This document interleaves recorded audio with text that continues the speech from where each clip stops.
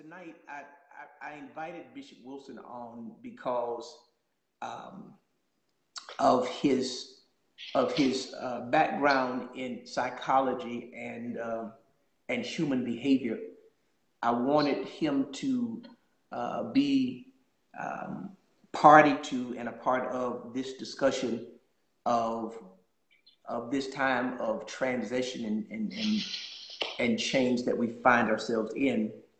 And I literally want to begin kind of sharing with you why I invited him on, past his background, his academic pedigree and preparation, but his philosophy as it relates to life, and most certainly as it relates to um ministry. Um, so often we pay close attention to the spiritual dynamic of our lives and not the psychological, psycho-emotional, should I say, dynamics of our lives. And what COVID-19 has done, it has literally rocked the most spiritual of people to the core. People are losing it now. People who are great champions, if you will, great personalities, spiritually, are in the depths of depression because of how this thing has slid on the scene and how it challenges us. So to that end, I want to talk tonight, and we want to have this discussion tonight about mental and emotional health, and literally um, kind of digging and delving into the issues that we deal with now, and how we find ourselves in many instances struggling to make sense of what we're experiencing and struggling to adjust to the new normal. So, Bishop, I want to begin our conversation by asking you, in your opinion, how COVID-19 has impacted the collective psyche of society, i.e., through the effects of social distancing and stay-at-home orders and stringent sanitizing. You know, they've given us these instructions that have caused us to be more separate and separated from one another. And I know that your philosophy of life and your philosophy of ministry is relation based, that we are relational with one another. The Word of God says that the greatest commandment is that we should love God with everything that we have. And then Jesus says, and the second is just like it, that we should love our neighbors as ourselves. So God is a relational God. Yet we have restrictions in place now that are anti-relational. So I want you to kind of just talk about that for a minute, how COVID-19 has impacted our psyche as it relates to being relational, being connected to one another. Oh, well, first of all, I want to thank you for the privilege to be able to share. And it's quite an honor just to be able to be with you at a time like this and with the people of God. And so, and I think it's just intuitive of you just to be able to raise the discussion, and hopefully some of the things that we share will also be healing to those who are privileged to listen in. I think there's a lot of things happening. There's a lot of dynamics. There's a lot of layers to what has transpired. And one, I think initially, many of us have been traumatized in some cases, and in other cases, we are wrestling with what I would call grief and loss. So that I kind of kick it off with grief and loss, because whenever you have a regiment, whenever you have a norm and that norm is interrupted and you're no longer able to kind of capture what you are used to, it is a sense of loss. So generally when I counsel people and I ask them, I say, what kind of changes have happened within the last several months to a year in your life? All of those changes, good, bad, or indifferent, contribute to a sense of loss for them. And where there is loss, there's grief. So you figure just in the last month and a half or so, people have experienced a great amount of change into their normal way of life and way of operation. And in that, they have not been able to capture an understanding of why it has changed so rapidly. And in that, we have also dealt with the loss of loved ones and the loss of jobs, the loss of what I said earlier, the norm, and then just trying to figure all that out. And here comes the problem. We haven't been given an opportunity to grieve that. So people are traumatized. And the problem now is that they're in the midst of the crisis, and they have not really come to a full understanding that they're in grief. So now you continue to get changes that are imposed. You can't do this, you can't do that. This could happen to you. So now we've got fear entering the picture. And then we've got other things that are happening that I would call regular life events. And then by the time you put all that together, you've got some people that have got some things kind of twirling around in their mind, and they're trying to figure out what in the world is going on. Now, just kind of keep in mind, one loss or one change can send some people into a tailspin. A multiplicity of losses at one time is actually traumatizing. And so we are in a society now that is dealing with that kind of trauma. We could go down the list and talk about all of the things that have changed rapidly. So you talk about loss of life, you talk about the norm of life, you talk about people now can't go to work, they can't go to the restaurant, they can't go to the mall, they can't do the regular things that created a sense of norm for them. They can't go out and play like they used to. They can't hang out. They can't travel. Can't get on the plane. Can't go out of the country. Can't do business. Can't interrelate. Can't have gatherings. Can't come to church in the church building. Can't do all the things that may have made up their lives. So let's say they were part of fraternities, sororities, who now can't meet. They were part of regular church gatherings, which now are part of ministries, and now they can't meet. That means that their life has been put into a tailspin. So psychologically, that just kind of takes people out of whack. And what nobody is really talking about is how do you create some sort of normality out of such an explosive abnormality? How do you deal with that kind of trauma when you're still in it? And we're still in the trauma now. And I try to tell people in church in particular, the real work that we will do will not be in the crisis, in COVID. The real work is going to be after all this is over. Because when all this is over, when we get back to quote unquote some sense of normality, people are going to figure out that they have been traumatized. Now they're in trauma and they haven't figured it out yet. But by the time they get out, they're going to see the ill effects of all the trauma that they've been through, and they're going to be stuck in grief, and in some cases will not be given the opportunity to grieve and will not be given a platform to grieve or an understanding of how to walk through that grief process. So now, theoretically, we are in a state of shock, and the shock has left us numb as to certain realities. I mean, we've had to quickly adjust to these new normals. And as a result, we haven't had time to process just how drastic the change is. I want to ask you further. So how do we deal with it? I talked about pre-COVID and we talk about post-COVID, but you just alluded to per-COVID. How do we shake ourselves out of the shock? I mean, I know we're accepting reality now. Of course, we don't. We can't move as freely as we could. We have all of these restrictions. We have all of these boundaries that are imposed upon us. But how are we able, or how can we shake ourselves out of the state of shock?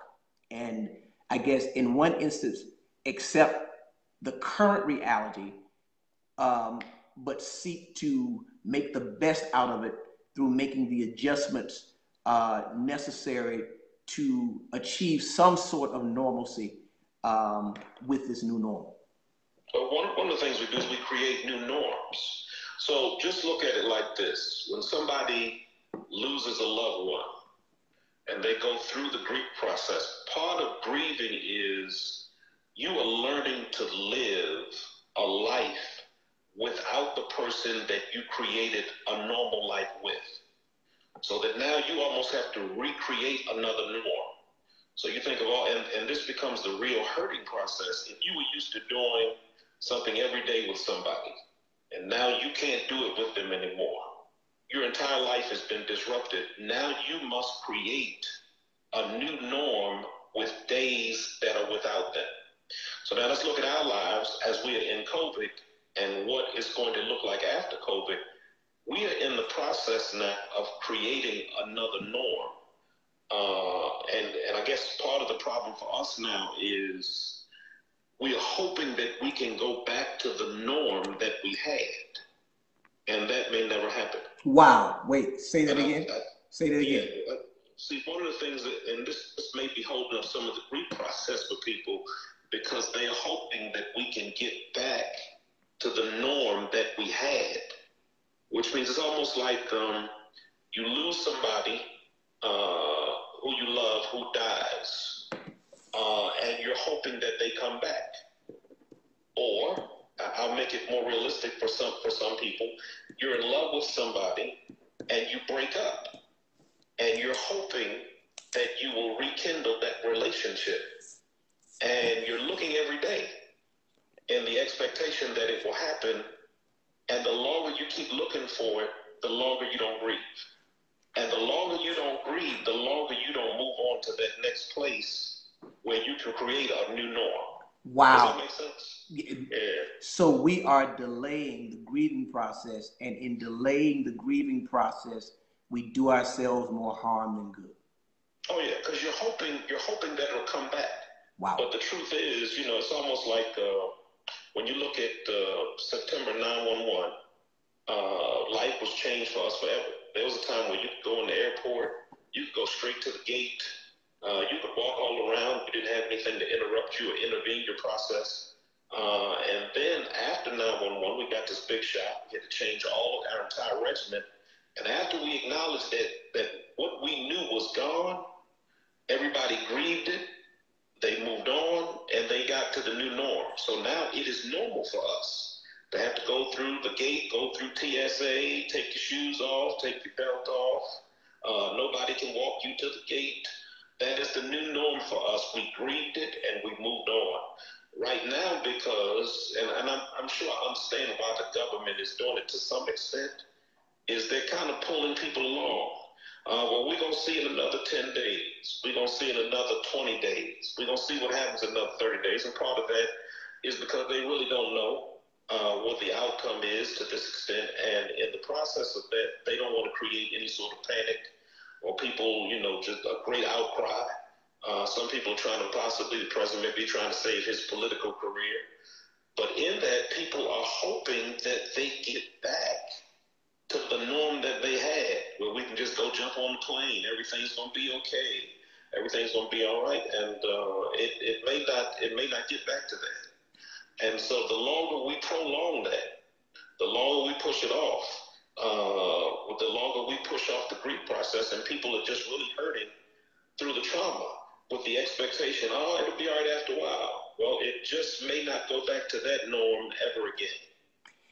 This is probably a difficult question to answer, only because I may be unable to articulate it as clearly as it needs to be articulated, but I'm going to ask it anyway. So can you give us keys to leaning into the pain of grief and loss? Like, how can we remove the hindrance of our healing through holding on to what was, and lean into the realities of our new normal and be ready for our next? Well, I think part of the problem is we live in what I call an untruthful government. Our government, our political system is not very truthful. So it's hard to expect them to pull us to a place of facing the facts or facing reality or dealing with the issue of this is what it is at this particular moment. And there's always a sub-agenda. I think if you look at it from the perspective of being a believer,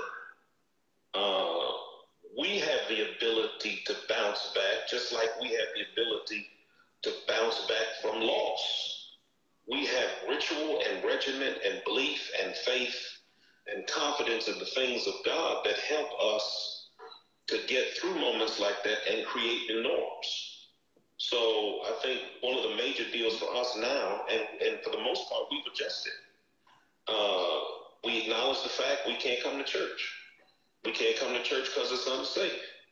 We understand that. So we adapted, we adjusted, we found another way to worship. We got online. And I told from the people that I pastor, I said, look, don't ever count God out in the sense that he makes alterations to bring you to a place to do something he might have been trying to get you to do in the first place.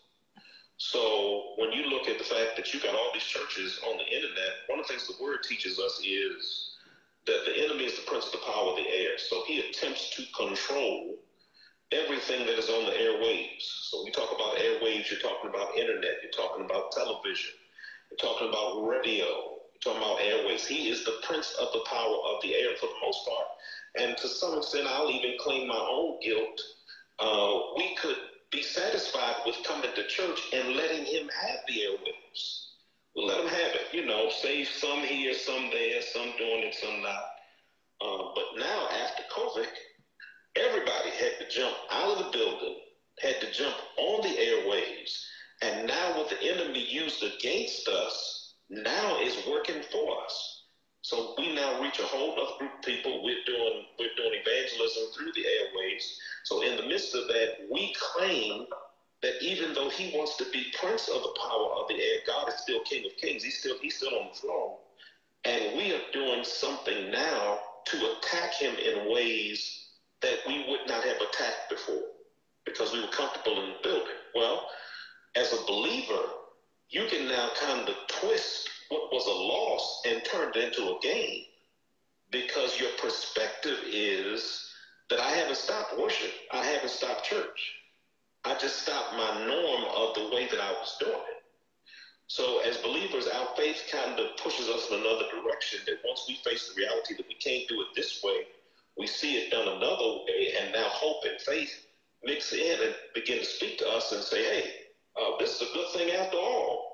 And then we begin to understand what the word says when it says all things that work together for good, but then that love the Lord not called according to his purpose. So now we see it working for our good and not working against us. And we see ultimately, is it possible that God could have not taken something that was meant for evil, use it for good, turn it against the enemy, and now he's trying to figure out how to get all these church folks out of the airwaves. That's going to become part of our new norm. One of the things we don't like is we don't like change. And because we don't like it, sometimes we have to be pushed into it. So now we're pushed into it and we grieve. We grieve some of the norm of being able to put our clothes on, get up, go in the church building, hear the organ and see all the people and hug. And we may get some of that back. Not all of it, but some of it we may get back. But in the process, in this intermediary for the believer, God is using us to now get a message out across the airwaves and inundate it where the enemy is not controlling the airwaves as he was possibly before all of this began to happen. So, as believers, one of the things we learn is you adjust when you face the reality and then move on and see the good in the situation. That's what the word is always teaching us. There's still good in it. So this is bad, but there's still good in it. So people that we've lost and we love and we know that they are in the faith, be absent from the body is present with the Lord. we keep finding reasons and ways to give God glory in the process. The problem is the world doesn't have that kind of recoup. It doesn't have that ability to bounce into that. And because it does not, that's one of the privileges of us being who we are. So we got to kind of convey that to them. And at the same time, we've got to help those who may not be as developed in the faith to understand that this is not completely bad. This is not a bad thing in the sense that we can use it to give God glory. Now, we deal with all the other stuff, you know, the sense of loss of life and people who have moved on, and we've lost people that we love. And that's a whole nother deal. That's a whole nother deal. But part of dealing with the norm is that we adjust and we create new norms. And that's what we're doing. We're creating new norms. So we're guilty of going against the current when we should be going with the flow. Yeah. I mean, I'm looking for the good. Right. You're a martial artist as well, and so one of the fundamental mistakes that anyone makes in combat is trying to fight against an opponent's energy versus using that opponent's energy against them. So instead of them pulling you and you pulling back, which really gives them control over you, when they pull you, go with it. And then you control and maintain your stance, your power base, and you are able to do what they were not expecting you to do. Wow. Absolutely phenomenal. Absolutely phenomenal. I want to move further now because we only have about 12 minutes, and I want to allow the people of God space to ask questions or to share, you know, their insights from your presentation. You alluded to the fact that there is not only a new norm in terms of how we function as a society, but there's also a new norm of how we function as a church. And you talked about the fact that we've been so used to getting up, getting dressed, going to the house of God, mingling with the people of God, and then leaving and coming back and doing it all over again. But now we're having cyber church and we're having airwave worship. How do you suggest that believers view, adapt, and adjust to the new normal of cyber worship? Well, I think that cyber worship, we'll never be able to go back from it. We will be able to come back into the sanctuary, but we will never be able to not inundate these airwaves the way that we are now. One, because I think pastors and preachers who didn't see how many lives we were touching, they see it now and they see it as another avenue for evangelism. And I think that really what the airwaves is doing for us is moving us from simply doing street evangelism to doing what I call tele-evangelism. Evangelism over the airwaves, where we're reaching many more people, where we are giving people an opportunity to actually hear the word as opposed to getting caught up in the bombardment of personality and all that. I think that is just, that's working. I think we will be able to get together, and I like the word but I like the word that you use, and I'm in complete and total agreement with you that we are in a time of reset, which means, one, people should understand this is not the first time this is taking place. About once every century, there's an awakening. There's a time of reset where we have to kind of get back to a time of revival for the church, a time of, or an opportunity for us to reshape who we are, to rethink our own identity, because in some ways we may have been, by the culture we are connected to, overwhelmed, become a part of, lost some sight of who we are really supposed to be. So this is really a reset time. This is a time, and churches need to hear this. You get a chance to reshape who you are because right now it's almost like everybody is starting all over again. And so in this time of reset, the church has an opportunity to move away from what we messed up on. And we messed up pretty bad these last couple of decades. And one of the things we messed up on was we tried to reach out to people by becoming what they are and forgetting who we are. Wow. And we became so much like them that they didn't want to be bothered with us no more. Bishop, hold. Can you repeat that again? And we tried to become like folks, and particularly folks in the world. We tried to become so much like them. We were trying to create a church service, everything for them. And I remember we went through this whole piece about, now we're going to have everything the world has got. We're going to give them what they have so that they can feel more comfortable in church. And, the old folks might have known better. That church was really not the place for you to feel comfortable. It wasn't really our job to make them feel comfortable. So we created a worship that was good for them. We created things that would pull them in, sometimes to the compromise of ourselves and our own identity. Last time I checked church, we came as a corporate body to glorify God. We're supposed to be making God happy. Now we're making folks who don't know God happy as if they are supposed to know what to do to make God happy. And in some cases, they don't even know God. So in that, the church transitioned in such a way that after a while, people who came to church for a little bit, they said, oh, they just like us. And in them coming to that conclusion, the church lost its identity. We watered down everything we were, and so people didn't feel the need. They didn't feel that the church had a strong enough identity to want to be connected to it. And we had this big drop-off. Folks who've been in church for a couple of years, they said, oh, man, I'm done with church. I don't need that. I'm good. I can worship God at home. They started redefining church. They started saying they didn't need it. And in the midst of that, the church was scrambling, trying to figure out what we were going to do. Well, it worked out. Because now we are able to revamp, rethink, and all the things that we tried to avoid, we are going to have in order to do church. So we tried to get rid of structure, but now, after COVID, you're going to have structure to come back to church. We're going to structure everything we do. We're going to structure to know when people are coming, how many people are coming, how many folks we can fit in. We're going to have to encourage folks ahead of time. The very things that they have attempted to get away from are the very things that now they're going to have to face. All of that stuff. And so in the midst of that, I think that the church, when we come back, we're going to come back a little different. We're going to come back a little bit more on fire. We're going to come back a little bit more intense.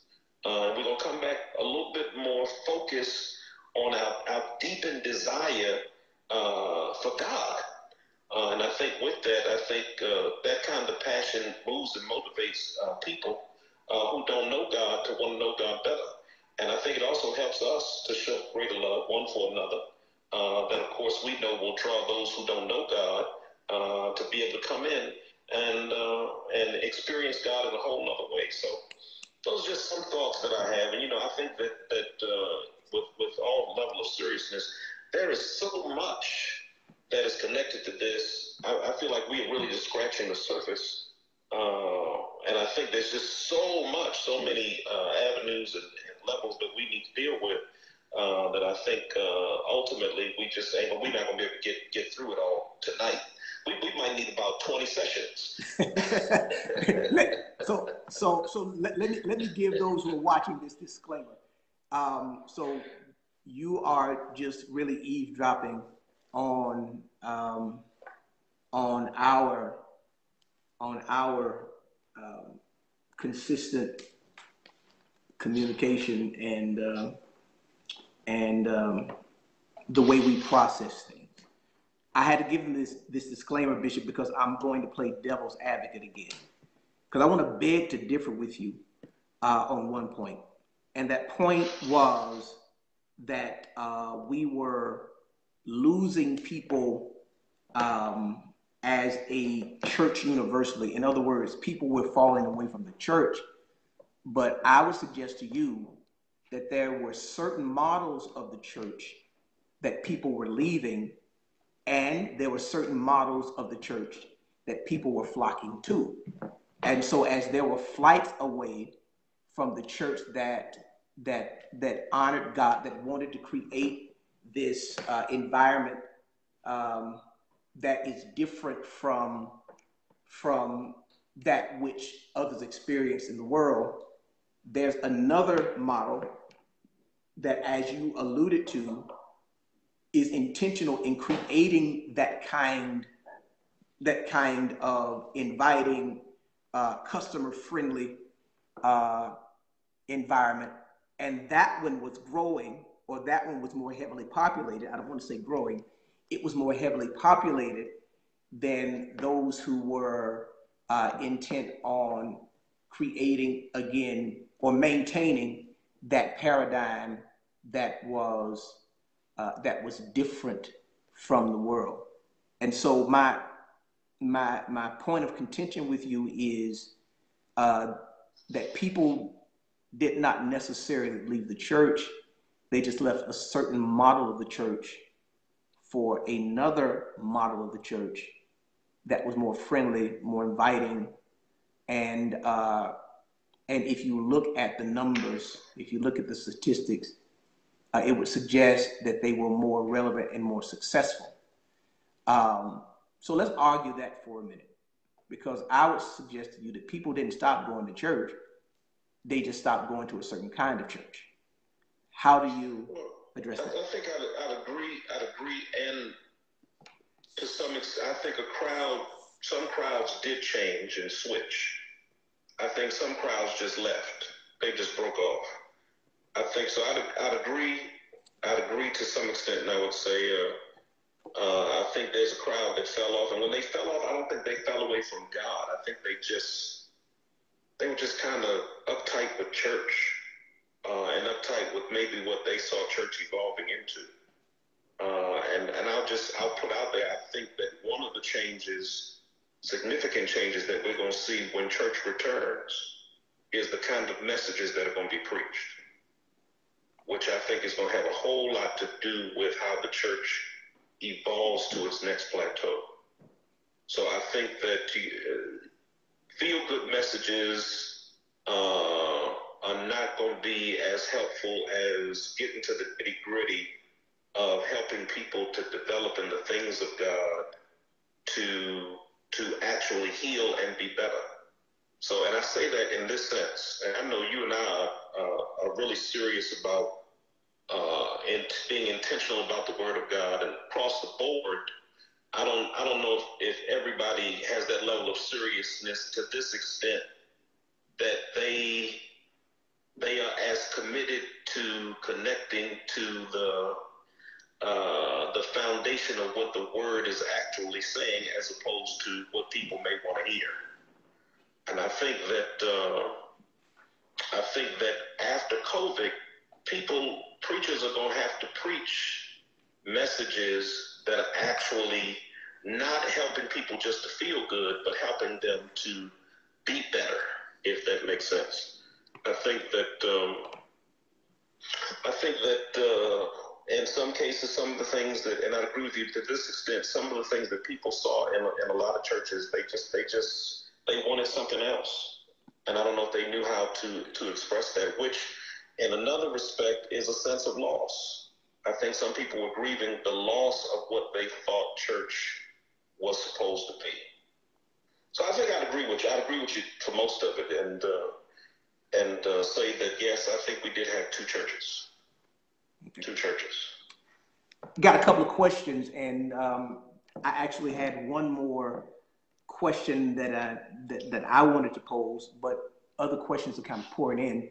So I want to yield to those persons who have questions, and then kind of wrap up with suggestions that you have for us to maintain spiritual and psycho-emotional health during this time. So the first question comes from Kiana Roberts, and she says, I'm a mental health therapist, and I haven't had the opportunity to process the new norm due to helping others to adjust? What tips can you give those who are frontline workers who might experience PTSD once everyone else accepts the new norm, but we're just catching up? Great question, Kiana. Yeah, I think, and let me say that I think that where we are is still fluid, which means it's still evolving. We have not seen the totality or the climax of all of the ramifications that are associated with COVID. So I think it's still, we're kind of like in the middle of the situation trying to figure out what the end is going to be, and we're not at the end yet.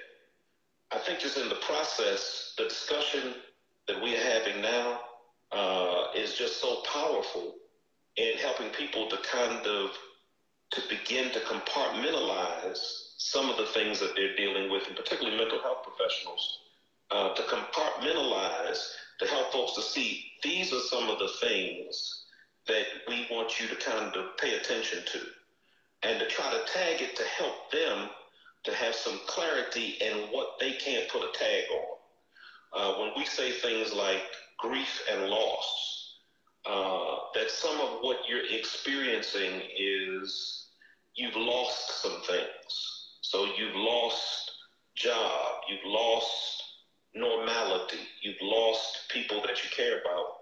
And when we start putting as mental health professionals in terms like that, that's a term, one, we're familiar with. We're familiar with how to help people with grief and loss. But they are not familiar with the fact that they need help with grief and loss. Because most of the time when you hear people talk about grief, you're talking about somebody died. But grief and loss, once again, is more than just somebody dying. It has to do with a change or transition in life that was unwelcomed. You didn't welcome this change. You weren't looking for this. And so how do I adjust to that? And so I think one of the things we got to do now is kind of help people to understand some of the stuff that they're facing and they're dealing with, as we are still fluid. Like, we're still seeing stuff evolve. So, and if you talk about the trauma of it, I think we've got to help people to understand that the trauma that they're feeling is not something that is abnormal. Because, people go crazy thinking, hey, wow, I must be the only one feeling this. And it may be important to know that we all need a group session as opposed to just an individual session, because this is traumatizing to us all as we are trying to adjust to a norm that we have not seen in our lifetime.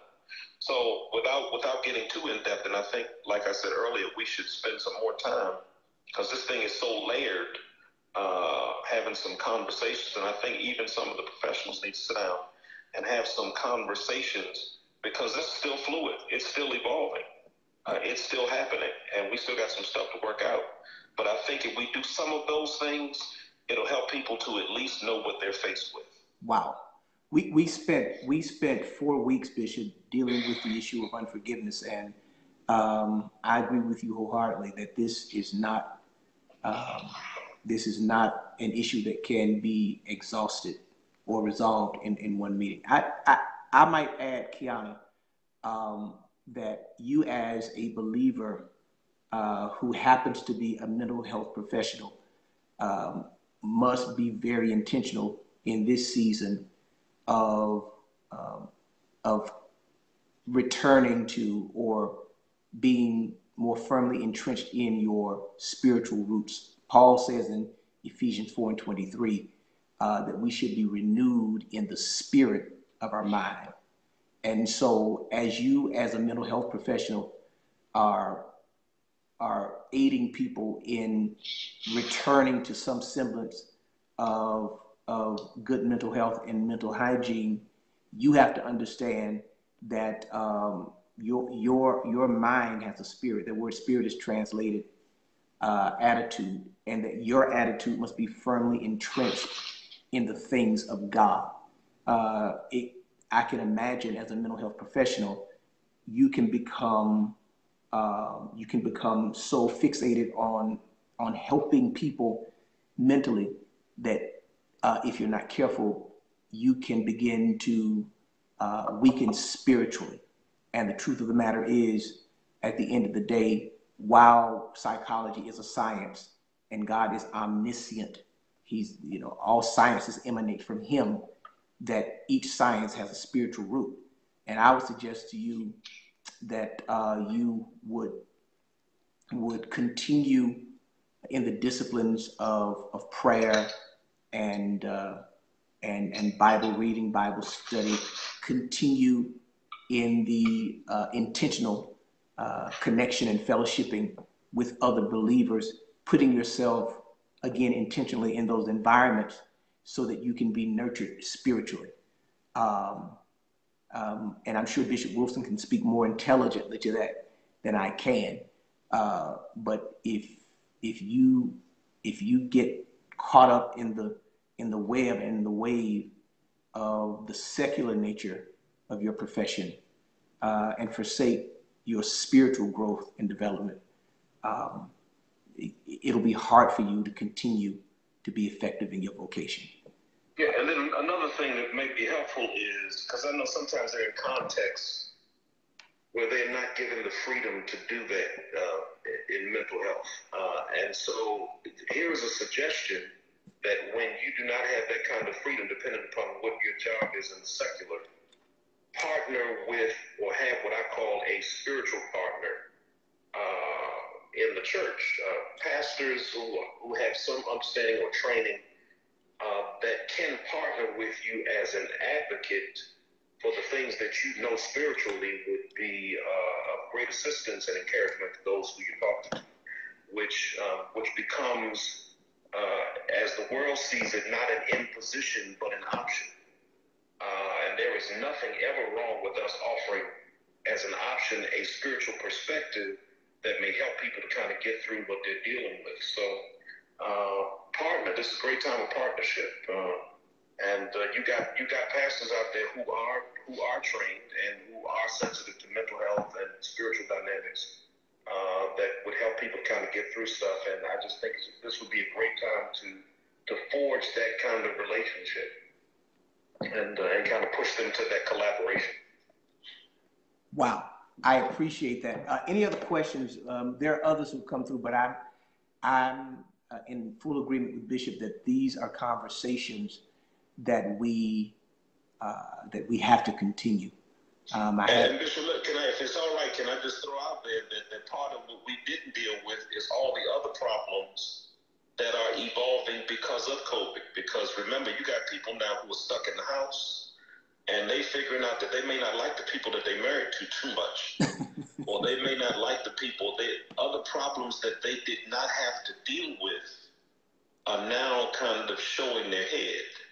So if you got a couple whose norm for life and living was that they worked all the time, and now they got the kids home, they gotta be teachers, they gotta teach them, they gotta actually have hands-on parenting.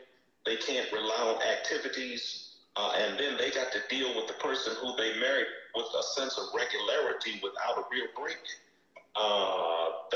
That could be kind of challenging, which may take us into a whole nother discussion.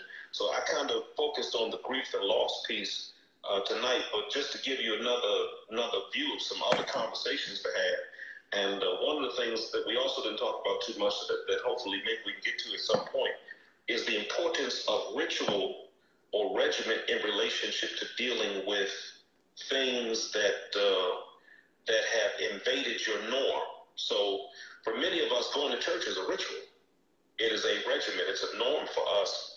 And folks don't always look at it this way, but we create regimens and rituals in order to stabilize us in life.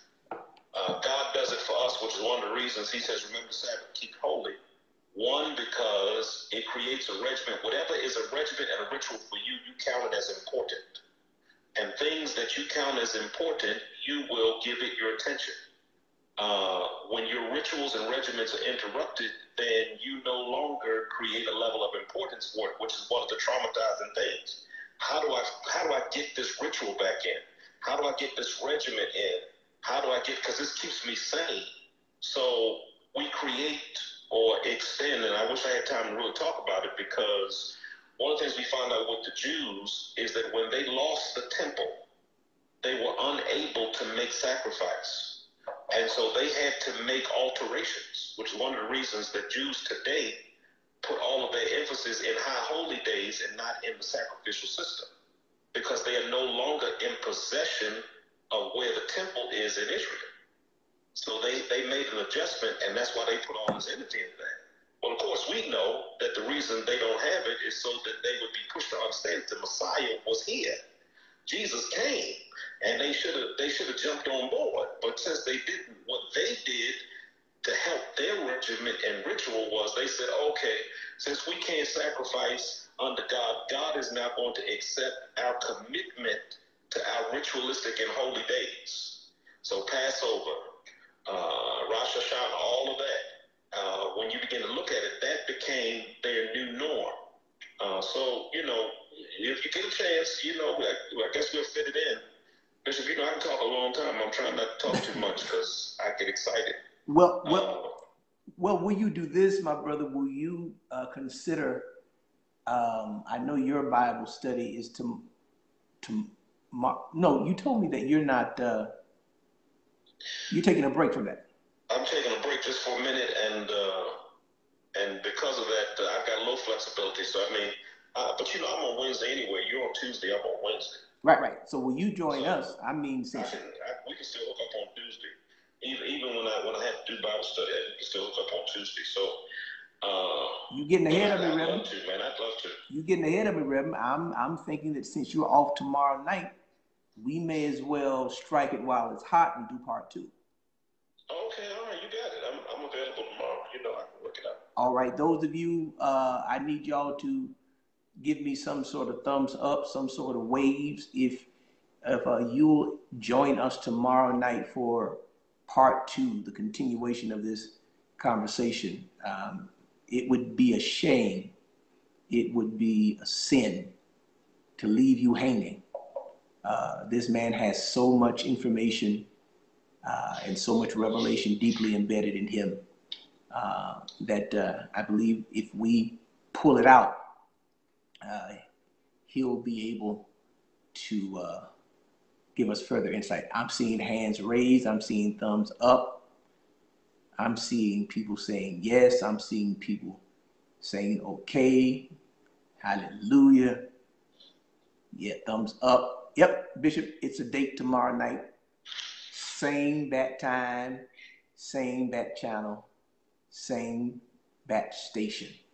We'll work out the screen by tomorrow. We'll make it happen by tomorrow. Man, listen, we gonna do an after hours project. Everything will be well with our souls on Manada. I can promise you that. Listen, people of God, I want to thank you for joining.